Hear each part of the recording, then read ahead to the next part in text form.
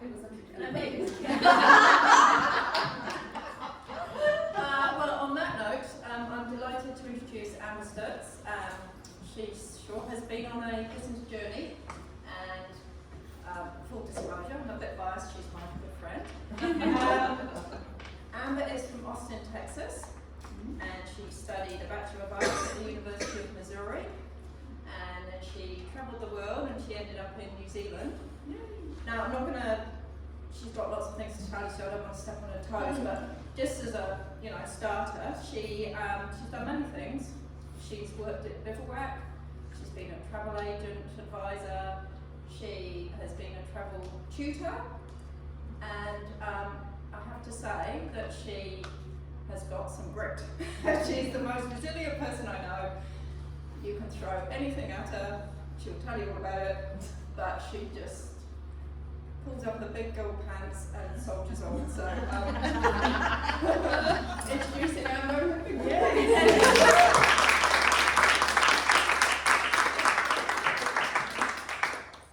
Kia ora, I'm Amber Sturtz, and I've got big girl pants on today. Oh God, that was such an introduction.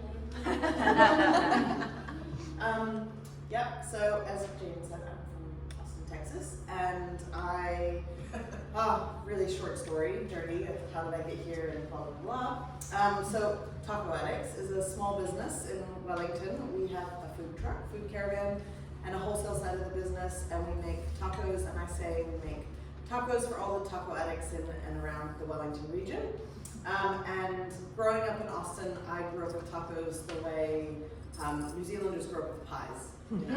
In Texas, in Austin, you can throw a rock and you'll hit a food truck that sells tacos, but also like every cafe and local restaurant and basically everywhere sells tacos. And when I came to Wellington, I really missed good tacos. And there were a few places that did them, but it wasn't what I really wanted to do.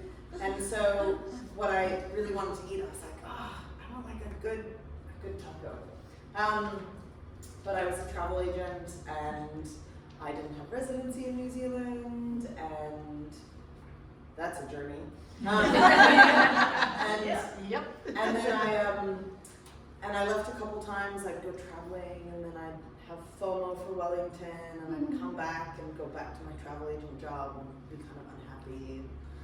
Then leave again, and then come back again, and then I got a job as a travel and tourism tutor, and instantly I was qualified for residency because anyone who teaches is qualified. And so I was like, ooh, pathway to residency. So I did that, and as soon as I got my residency as a travel and tourism agent, travel and tourism tutor, I quit and I went to Welltech and I studied to be a chef. Because travel and food go so well together.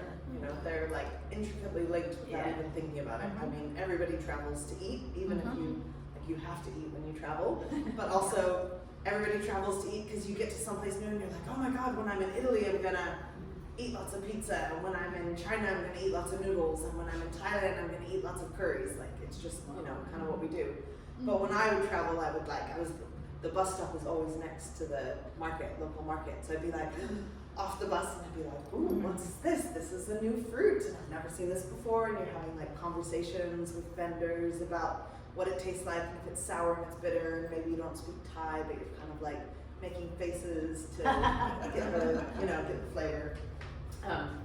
So I always dreamt of doing something with food, but I never knew like how it was going to happen. And then in 2006, I was in the States visiting my family, and my really good friend and flatmate was with me because he always wanted to come to Austin because I talked about it so much that, kind of talked him into it, and I invited himself along. And we were in Austin doing a taco tour, which is something I always do, go to lots of different taco places. And he was like, why isn't anybody doing this in Wellington? Like, these are so great. And we came back, and I started Taco Addicts. So I started by doing deliveries to offices on a bike, and actually, Iona helped me with this. I decided that I was going to start off by doing like lunch deliveries to offices. So I was going to make all the tacos, take the orders the day before, put everything together and then deliver them to offices as like a lunch thing where people didn't want to pop out. And it helped me develop like kind of how to set it up, which was great. And within a couple of months, not minutes, I started doing like events and gazebos and things. But there were all these really important ethos to me around food. So when I came to New Zealand, well, growing up in the States, you know, everything is everywhere all the time. Like you can get anything, any time of year. You can get pineapple, you can get a mango. Limes are like, you know, 1 cent a lime because it's so close to Mexico.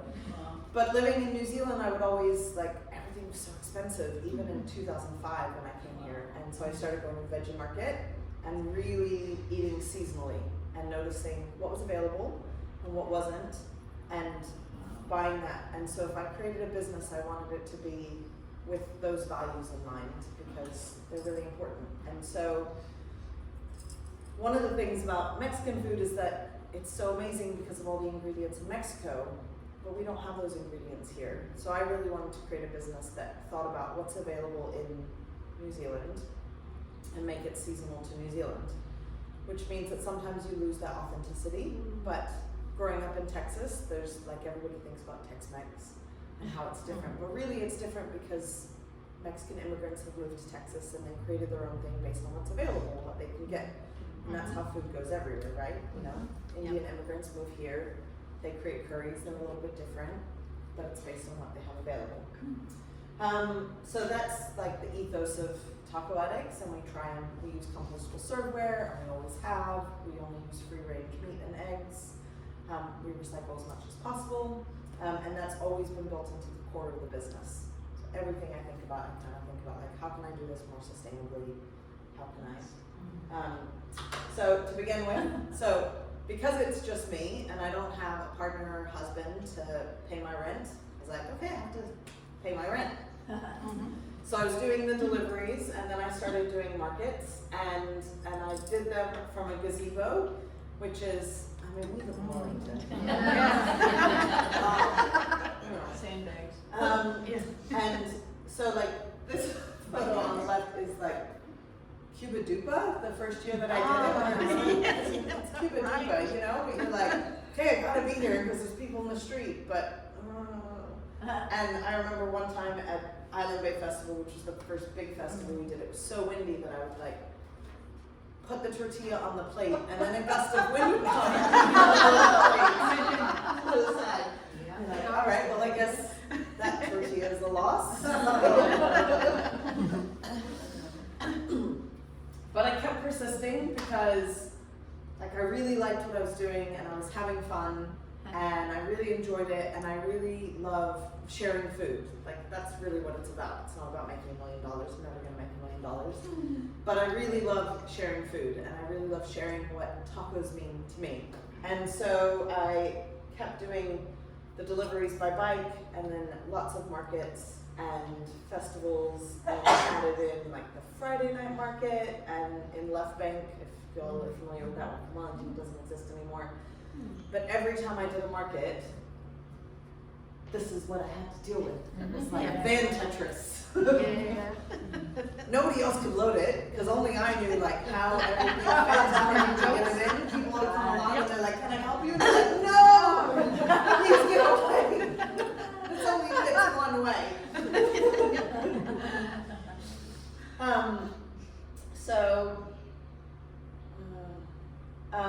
And then after a few months of making tortillas and things, we were making everything by ourselves, including the tortillas, and they were really good. And so I was like, I was working in a shared kitchen called Crave in Lyle Bay, which isn't in Lyle Bay anymore, but does still exist. And there were a few other small business women in there who had started the same journey and were small producers, and they were selling into more Wilsons. You should really sell your tortillas into more Wilsons. And at this stage, I was making the dough and then rolling the tortillas by hand for every order I made. Wow. And so I was like, okay. And it took me 8 hours to make 100 tortillas. So I was like, okay, if I'm gonna sell them into more Wilsons, then I'm gonna need some better equipment. So I started doing research, and there were these like amazing tortilla presses because I make flour tortillas because that's what's really traditional to Tex-Mex. Pardon me, I was sick last week. And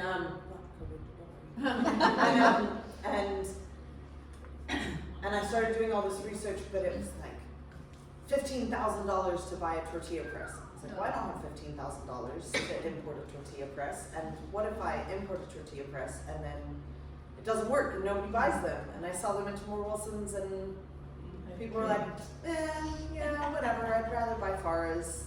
They're, $2 a dozen. So I got this tiny little tortilla press.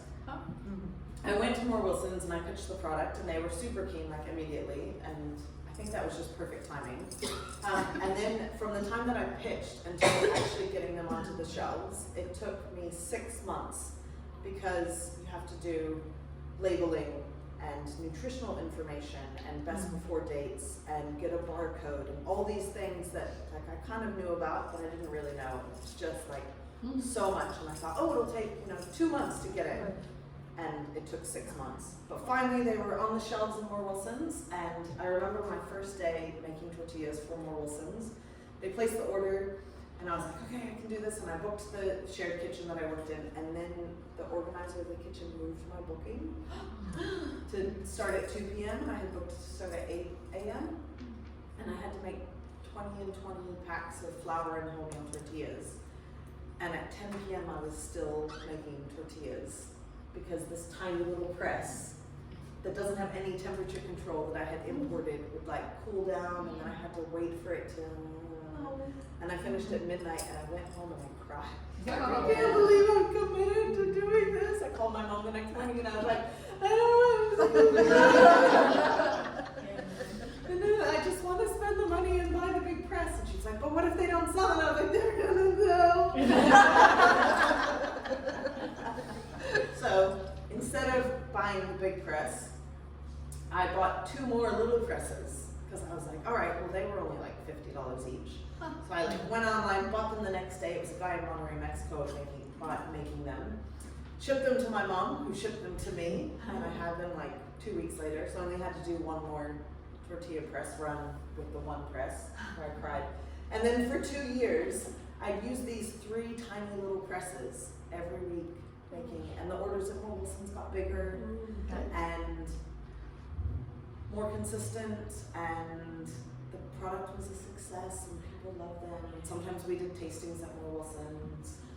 And then I went to the States for a visit, and I went down to San Antonio, which is where this company that makes bigger tortilla presses is, and I bought this press, which is called Taco La Prensa. La Prensa means press in Spanish. And I imported it myself. I was like, okay, I've got 2 years, and at this point I was like, okay, I want to move out of the gazebo, but to move out of the gazebo, I need to be able to make more tortillas, because if I buy a food truck, then I'm going to need more stock, but I can't make more stock with my current equipment. And so it was kind of this game of like, I really want to move into a truck, but I can't move into a truck without having more stock, and I can't do any more days of this, because by this point, I was doing 11-hour days by myself, making tortillas every Wednesday just to hit the more Wilsons order. So I did this first, I spent all that money, got this press, and then I'm so off. And meanwhile we were doing things like the more Wilsons used to have these pods outside. And they were great. They were so good for food trucks and small businesses. They're permanently the same businesses all the time now, but they would rent them every week. And it was great visibility because we had our product in more Wilsons, and then we'd be making ready-to-eat tacos out front. Especially in the winter, it's undercover. So good. And this was before I had the truck, and I would book that in like once every 6 to 8 weeks. So it was a really great way to do that. And so I was kind of like mixing in all these little things while managing the more Wilson stock and prep. And this is our journey of packaging. So this is the very first packaging that we had. I designed it myself, and I'm not a graphic designer, but I was like, I'm not totally computer literate. I can do this. And I had some help from people who do stuff and, you know, kind of edits. And this was kind of a pain in the ass, really, because the tortillas had the front, which was just the visual stuff, and then on the back I had the nutritional information and the story and the barcode and blah, the boring stuff. But it was also like really not sustainable. Like for every tortilla package, I had 2 stickers and a ton of plastic wrap. Yes. Yeah. I was like, oh, this sucks. So then I tried to condense it into one sticker where it kind of wrapped around, where the boring stuff was on the back and then all the interesting stuff was on the front. I was like, okay, that's a little bit better. So that was the second version of packaging. And then I was like, all right, I had the tortilla press, I had the second version of packaging. They're still going really, really well. So I'm going to, I think this is the next slide. Oop. Oh, no, we're not there yet. Yeah. I'm gonna buy a caravan and I'm gonna do a Pledge Me campaign to raise some money. I'm poor. So I launched Operation Taco Caravan and I launched a Pledge Me campaign to crowdfund like $13,000 for Taco Addicts, with the idea that it would probably cost about $15,000 to $20,000 to build the caravan and get it all going. And I had heaps of rewards. I had lots of taco rewards, but I asked other small businesses to donate things and all sorts of stuff. And we just barely hit the goal. But about 2 weeks before the Pledge Me campaign actually closed, I found the perfect caravan, the Tauranga, which is this weird beigey pink thing that it was. And I flew up to Tauranga and had a look, and I really wanted something like, you see lots of food trucks and they're just like boring black and white boxes, but I really wanted something with personality, and I wanted like an old style caravan. And I found this one, and I was like, yeah, perfect. It had already been converted to a kitchen by the previous owner of it, and originally my plan was to buy an old style caravan out of like someone's, you know, paddock, and gut it myself and build it. And then in the end I was like, actually I don't have the tools for that, I don't have the knowledge for that. I'd love to learn how to do that, but I don't have the time to do that either, because I have to spend 11 hours making tortillas every day. So it was great that I found this one that was already a kitchen, but it still needed heaps of work and obviously lots of decoration. And again, like all things that, you know, you start as a small business and you kind of have a plan and you're like, oh, it'll take like 2 months to do, and then it takes 5 or 6. So the Pledge Me finished, and we did heaps. It took months to fulfill all the rewards. A year. And then meanwhile I was like working on the caravan, and this was all in 2019. So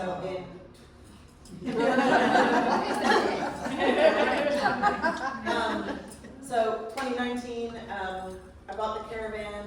I had a caravan like specialist do some of the kitchen stuff inside, install another extractor fan, do some of the kitchen stuff, change things around to make it my specifications, and of course that cost way more than I budgeted for. And then I where's the painting? And then in August of 2019 we launched, and so she's called Prince, the caravan. Jane from Pogo Designs helped me do all the designs on it, because by this time we had become good friends. And we painted it ourselves. I painted it myself with the help of several friends, and luckily the way some things just fall into place. I found, because it was August, I found a warehouse in Lyle Bay that had heaps of space, and I just drove it in, and then I was sheltered, and so it was like 10 degrees outside, but at least I was not in the rain and wind. And so we were able to paint it inside, and I had this idea to make it like colorful like Mexico. We used to have some black and white caravans out there. But I was like, I want color and vibrancy, because that's what travel is, but that's also what food is, but that's also what Mexico is. And so the idea of the Papalas Picados that Jane designed is that they represent where Taco Addicts comes from. So the flax and the piwaka waka are made in New Zealand. The greetings from Austin is a homage to a beautiful mural in Austin, which is where I come from. And then the chilies and the lime are designed in Mexico, obviously. So this is Prince, but we, like all small businesses, there are just always issues. And as soon as I got Prince, I had to find a new kitchen because Craig was like, we're changing our structure. Oh, don't forget they delivered it and then they broke the window. Oh, yeah, that too, yeah. I mean, those things happen too. Yeah, they delivered, so I took the caravan to get all the stickers and decals and everything on. I had painted it, and then all of these are decals and stickers. And they delivered the caravan, the company came and delivered it because, oh, by the way, I didn't have a car with a tow bar at this stage. So I was borrowing people's cars and doing like car swaps because I still had the van that I could like Tetris everything into. Meanwhile, I was doing like research online trying to find a car that I could afford with a tow bar that could handle a ton or 800 kilos to a ton. So I was like borrowing cars. So the people offered to drop it off. They dropped it off, they delivered it to Tai, which is where I live, and then the window broke. The front window that you can't see because just one of those disasters. So yeah, just shit. Shit things happen. So we moved kitchens and we got into this great new space. We were in a shared commercial kitchen in Arthur Street in the CBD of Wellington. And we had like a gangbuster summer. It was amazing. I was like, yeah, this is great. Like having the caravan's good. We started getting wedding requests.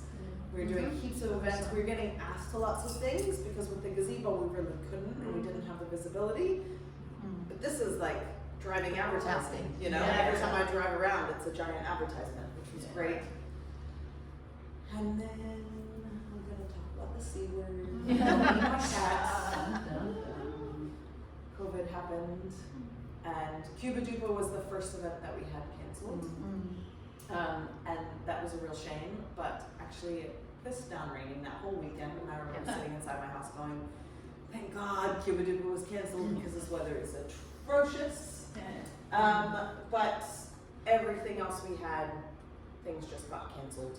It was like phone calls rolling in with cancellations, events, things, and the way I've designed Taco Addicts is that Moore Wilson's, the wholesale side of the business, pays for the kitchen and the wages. And then all the revenue, like the profit generating revenue from the business, comes from the truck. And everything was just gone, like overnight. Like I was coming back from WOMED and my phone was just ringing off the hook and emails coming in cancellations. And like all businesses, I tried to pivot. Like, okay, what do? I'll do some take-home taco kits when we dropped into level 3. I'll do other things, but it was just so hard. Everything got canceled, and then everything got pushed to November and December. April, May, June, July, August events, November, December. And we were really lucky because all the other food trucks that I know didn't have any revenue at all, no income. But we had the wholesale side of the business because we supplied to supermarkets. I was an essential producer. So even though we were small, we only supplied to Moore Wilson's, I was able to go. I didn't need my staff at that time. I would like go out on Wednesdays, 3 cars on the road, drive to the kitchen. Actually, it was so nice. It's like 8 hours where I got to get out of my house, get away from my flatmates, and like be somewhere else while everybody else was like locked down at home. It was actually like the nicest time for making tortillas, but the orders were tiny because Moore Wilson's people that work in the city weren't shopping there, so our orders went from 24 to 36 packs a week of each flavor to like 10. But it was still something, and it just paid the kitchen rent. And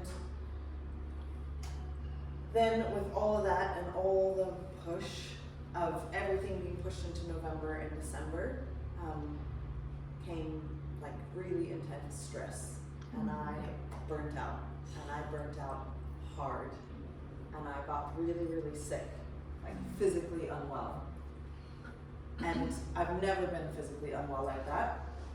And I went to doctors, and I had tests, nothing, they couldn't find anything.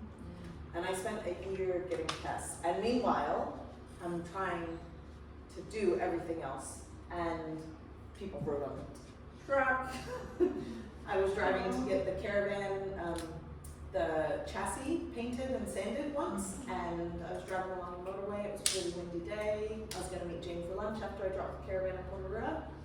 And I look in the rearview mirror. I'm on the motorway, like just after the Aotea on-ramp, where there's no exits until Johnsonville.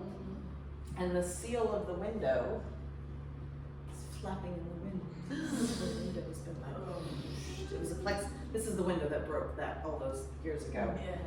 And suddenly, and I'm like, oh, fuck.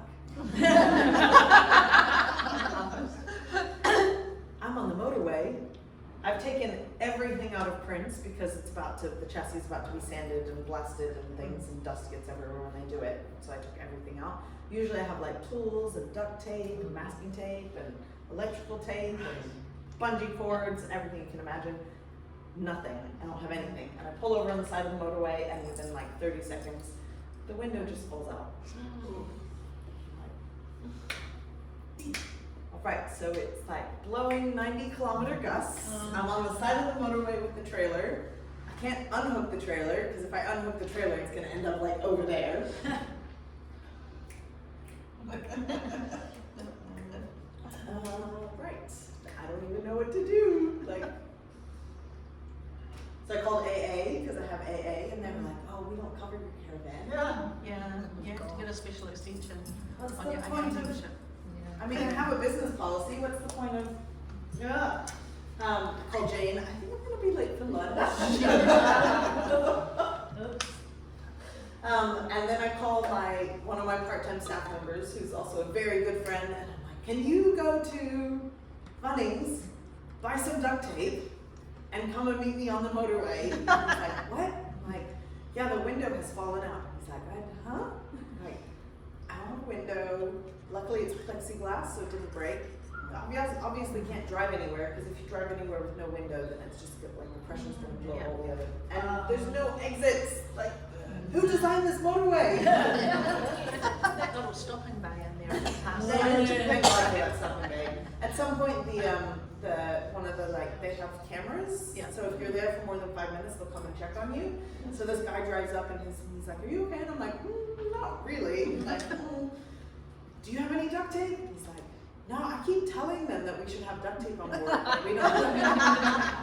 Dang. Okay. So Sake of $5, yeah. yeah. So eventually we duct taped it up, and then I drove like 5 kilometers an hour to the glass people who had replaced the window. And they were like, "Oh, the seal came loose." Whoops.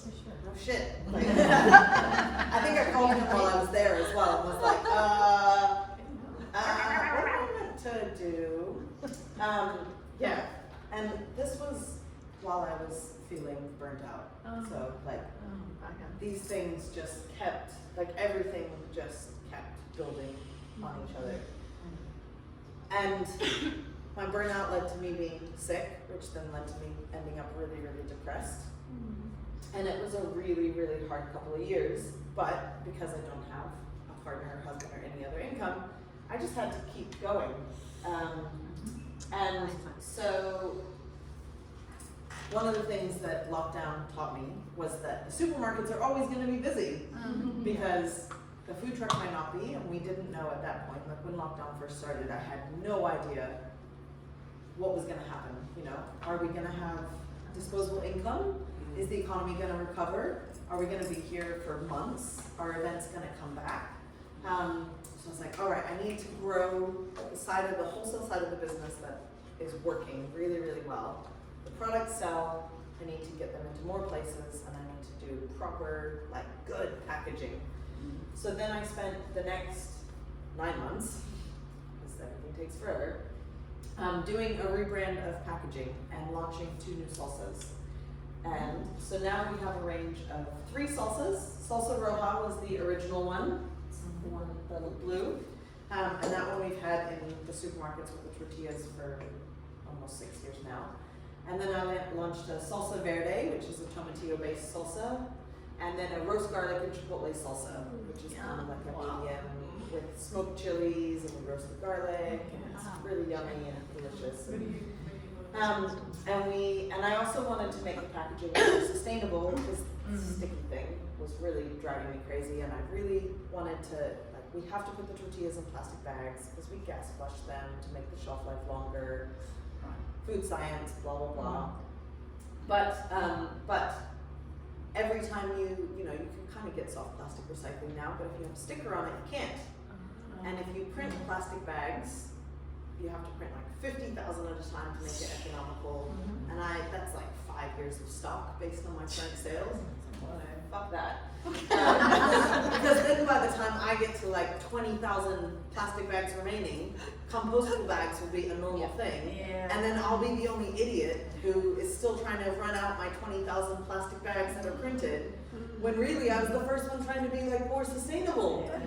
So instead of plastic stickers, we created a cardboard sleeve which wraps around the tortillas. So the plastic bags don't have anything on them, so they can be soft plastic recycled, and the cardboard sleeves can be recycled as well. They're just paper. Some customers have told me that they rip them in half because they wrap, and then they use the other side as a shopping list on their fridge, which I think is a great idea. So cool. Reduce, reuse, recycle. So it's great. I'm so pleased with the new packaging. We launched it last May along with all the new salsas, and we finally got all the products into Common Sense Organics as well. And so now we have more Wilsons and Common Sense Organics. And some other small stores like Copper Home in the city. And the idea was to get them into lots of places, but of course I haven't done that yet. Because everything takes forever. And and this was like a huge project that took so much longer than I thought it would, because everything always does. And meanwhile, like, because it was last May and everything was, post-COVID, things are going good, but then all the prices started rising. And so we use Canterbury grown wheat and New Zealand cold pressed sunflower oil. And we really want to support local because the food miles of things. So our Canterbury grown wheat, which we've been using for 6 years since we first launched the tortillas, has gone up from $17 for 20 kilos. It's now $33 for 20 kilos of flour. So it's doubled in a year and a half. We've had so many price raises. And our New Zealand cold pressed sunflower oil, also from the South Island, has gone from $96 for 20 liters to $155 for 20 liters. So, like, the rising cost of food is insane, and we raised the prices on the tortillas and the sauces when we did the new packaging because it was a good time to do it. And they've raised the prices on me 3 times, but I don't feel like I can do that to customers. It's this weird position to be in food, and so if you go to your favorite supermarket or something that you want to buy, know that they're dealing with it on the other side and probably hurting a little bit because it's really hard, and the money just keeps going back into products and back into things. But I'm over the burnout, and my mental health and my physical health are much better now. And I feel like now we're on like a win. This year we had an amazing epic summer. We got booked for heaps of things. We've done weddings, we did overnight festivals. This year we did 3 multi-day overnight festivals, which was new. I was always like really scared to do them in the past because the logistics of doing it is huge, because the fridge that we have in Prince is like this huge. So, 3 days worth of food, of taco ingredients. It's not like you have to keep it cold. Food safety. And Jane came with me to 2 of those festivals. So I take volunteers to the festivals and they get to enjoy the festival in exchange for a free ticket, a few hours of work each day, and lots of tacos. And it's really fun to do. And the festivals are great. This photo is at Tora Bombora, which is out on the Tora coast, which is such a beautiful site. And yeah, we get inquiries weekly now for weddings and birthday parties and office caterings and things like that. We moved kitchens again, last July. We moved kitchens again last July after the kitchen I had been in for 3 years. I've been looking for a new one to move, find something better. And then I was looking anyways without their knowledge. And then they kicked me out and asked me to leave, and they gave me 4 weeks notice. Jesus. And yeah, I had kind of found some place I liked, but the landlord didn't seem to care if it was occupied or not. And my persistence paid off. I just kept hounding him, calling him or emailing him every week, like, do you want to rent that space to me yet? And eventually, after 3 months, he said, yeah, okay, I guess you can have it. So now we're in Miramar, and we have this amazing old Chinese restaurant that took 100 hours to clean because it was disgusting. Yeah. It was like mold, and then under the layer of mold, because it had been empty for a year and a half, was grime, and then under the grime was like normal kitchen, like what you normally see in a clean commercial kitchen. So I had a working bee with a bunch of friends, and I gave them tacos in exchange for coming and doing fun hours. As is my thing. I'm all about community, you know. How do I save money? Spend money on packaging, save money on labor. So now we're in this amazing new kitchen, and it's great, and we do catering, and we have the products and salsas and the tortillas, and then other disasters happen. Like last December, we were driving home from a catering event in the hut, and driving along Jervoy Key, talking with my staff member about what a great day it was, how easy it was. Crash! Crack! That sounds really bad. And the tow bar of the Prince snapped. And so that was like 4 p.m. on a Wednesday. I kind of blocked an entire lane of Jervoy Key for 2.5 hours during rush hour. Yeah, I had so many messages from customers and friends being like, I saw you on the road behind Prince. Good advertising. Because, you know, talk about advertising. Yeah. And as people drove by, they were like, what time are you opening? Give us some tacos. The cop said that the most common request when people are parked like stranded on the side of the road waiting for a tow truck is, you can't park there. But most of ours comments were on tacos. We only had one person yell out, you can't park there. So we had great comments that day. And I still run into people that I haven't seen in, like, since before this, who are like, is Prince okay? Prince is fine. But yeah, never had Prince on a tow truck before, and that was kind of scary and weird, because the guy was like, go away. I was like, this is my baby, I'm not going away. He was like, go stand over there. And I was like, no. He was one of those really low-key men, you know, like, thinks I don't know anything. This is like, and then we got to so I drove it straight to Porterua to the engineers. I actually called the engineer before I called the tow truck. I actually took a photo of the brake, emailed it to Brent, my engineer in Kenapuru, then called him and said, I've just sent you an email, I have a problem, and I kind of need it fixed ASAP. Can I have Prince towed to you? And they fixed it the next day. Oh, that's amazing. And I picked it up. We had 2 more catering gigs that week, because it was Christmas time. So I picked up Prince, drove to VTNZ to get a Warren Fitness because the cops pink stickered it, and then drove to my catering gig as if nothing had happened. Go you. That was a mad week of insanity. But now we're in our new kitchen. Prince is fixed. I've just finished fixing the last thing on her that's been broken for like a year. Tick. And we're in this amazing new space in Miramar. and because it's an old Chinese fish and chip takeaway shop, we have a front area, so we might do some front things. But I haven't decided yet, because if I do it, then I have to commit to it. I'm stuck there. And what I really love about being in business is the variety for me. Like, if I was just a chef working in a restaurant at the pans every day, I would be bored out of my intellectual mind. And I really love that there's a lot of variety, you know? I love being in the truck and making tacos, and it's such an exhilarating high to have something like Cuba Dupa or Newtown Festival or Torre Bambora, where you're just like in your element, doing your thing, making tacos, talking to customers, and it's super busy, but the time disappears.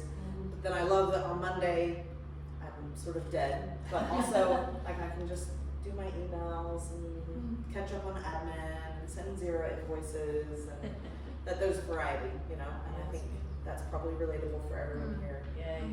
Is the variety. And if you didn't want that variety, you'd go work for someone else. And one of my favorite quotes is, entrepreneurs are the only people who will work for 80 hours to avoid working 40 for someone else. Only 80? Depends on the week.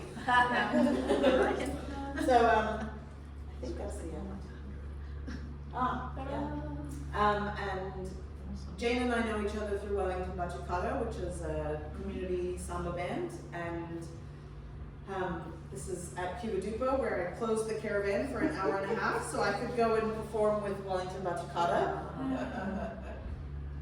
Prince doesn't really have a changing area. So I was like, close the window, we're not taking any more sales for an hour and a half. And then I was changing in the back of Prince, like pulling on, like taking off sweaty taco clothes and pulling on a costume and trying to accessorize, and Jane's like handing me things. And then I went and danced for an hour and a half. And then I went back and made more tacos for another 5 hours. But the things that kept me sane through the burnout and the depression were like finding things for myself that made me happy. And Bachata is a huge one of those. And I joined like the first year that I had Taco Addicts because I felt like I needed a bit of balance. And I needed something that was for me, that didn't have anything to do with the business, that was a hobby. And that would be like my biggest advice to anyone if you feel like slightly burnt out. Find a fucking hobby and stick with it. Something that makes you happy. Maybe something that's physical, because it's so good. And I don't mean like going to the gym, unless you're one of those CrossFit people. Find something, you know, if it's painting, if it's ceramics, if it's baking, as long as you don't work with food. I never bake anymore. I eat like steamed broccoli for dinner. I always said I'm not going to be one of those chefs who doesn't cook for myself. Unless someone's coming over for dinner. But yeah. Yeah. And that's my journey. Oh, wow.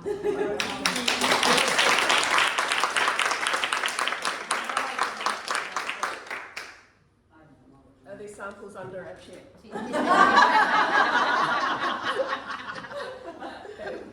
Are you in more Wilson and Poirot as well as Wellington? The salsas are, but I'm actually headed to more Wilsons after this to do a tasting. Bring it on. So I don't have samples, but there will be some there at 1 o'clock. So the salsas are, the tortillas are not because they're meant to be, but there's been some miscommunication. So I'm taking a bunch of tortillas with me, and hopefully the tasting will get them in there like permanently.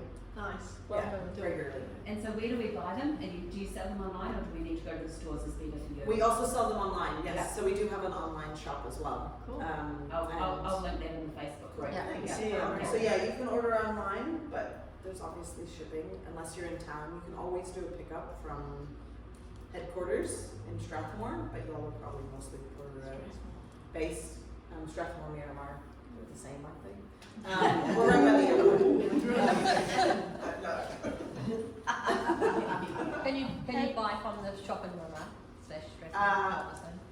Yes, yeah. I mean, we're not open, but we're always there on Wednesdays making tortillas, and so we have a lot of people that want like waste-free tortillas, which is something I try and promote on our Instagram, and so people will just bring in an ice cream container and say like, I want 30 tortillas, and we'll just take their ice cream container, run it through the dishwasher, do 30 tortillas, and then they'll take them home and like divide them up or package them, freeze some of them, whatever they want. And then we have a few other regulars, like we have a couple people who just pick up directly from the shop. Yeah. And what's the location of that shop? Sorry. It is 386 Broadway, Strathmore, which is, do y'all know where Ecos Greek restaurant is? Oh, that's it. Oh, the Chinese next door to that. Yes. Yeah. Oh, right. Is Yeah. that at the airport motel? Yeah, it's at the Air Hotel. Oh. Yeah. So the old Chinese restaurant, the signage still says Long Foon. Yeah.